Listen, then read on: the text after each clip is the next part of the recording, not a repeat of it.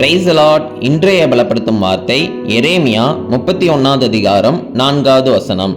Jeremiah chapter 31 verse 4. மறுபடியும் உன்னை கட்டுவிப்பேன், நீ கட்டப்படுவாய். Again I will build you and you will be rebuild.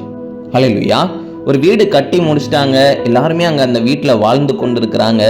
திடீர்னு அந்த வீடு இடிஞ்சு விழுந்துருச்சு அப்படின்னா அவங்க எல்லாருக்குமே ரொம்ப மனசு கஷ்டமாக இருக்கும், அப்படி தானே?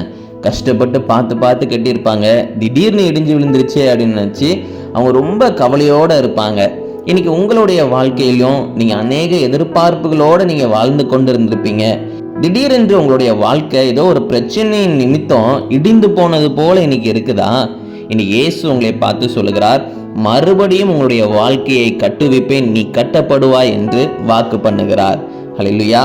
உங்களுடைய இடிந்து போன உங்களுடைய வாழ்க்கை அநேக பிரச்சனைகள் நிமித்தம் அவ்வளோதான் முடிஞ்சு போயிடுச்சு நம்முடைய வாழ்க்கை, நம்ம அழிஞ்சு போயிட்டோம்னு நினச்ச உங்களுடைய வாழ்க்கையில் ஆண்டவர் மீண்டும் ஒரு துவக்கத்தை கொடுத்து அவர் மீண்டும் உங்களை கட்டுவிப்பேன் என்று வாக்கு பண்ணுகிறார். ஏசப்பாவுடைய கரத்தை பிடிச்சுக்கோங்க, ஏசப்பாவை நம்புங்க, ஏசப்பா எல்லா சூழ்நிலைகளையும் மாற்றுவார். இடிந்து போன உங்களுடைய வாழ்க்கையை மீண்டும் ஏசப்பாவால் கட்ட முடியும். அவர் உங்கள் வாழ்க்கையில் அற்புதங்களை செய்வார். கண்டிப்பாக உங்களுடைய வாழ்க்கையை ஆண்டவர் மாற்றி தருவார். நம்ம எல்லாரும் கண்களை மூடி நம்ம ஜெபிக்கலாம். எங்களை நேசிக்கிற நல்ல தகப்பனே, ஏசப்பா, பிள்ளைங்க வாழ்க்கையில இடிந்து போனது போல இருக்கிறாங்க. ஆண்டவரே, பிள்ளைங்க வாழ்க்கையில் இருக்கிற எல்லா பிரச்சனைகளை எடுத்து போடுங்கப்பா. எல்லா பிரச்சனைகளையும் தாண்டி பிள்ளைங்களை ஆண்டவரே ஏசப்பா ஒரு நல்ல நிலைமைக்கு கொண்டு வாங்க. நீங்க தகப்பனை உயர்த்தி வைங்க. இயேசுவின் மூலம் ஜெபிக்கிறோம் எங்கள் ஜீவனுள்ள நல்ல பிதாவே. ஆமேன், ஆமேன், ஆமேன்.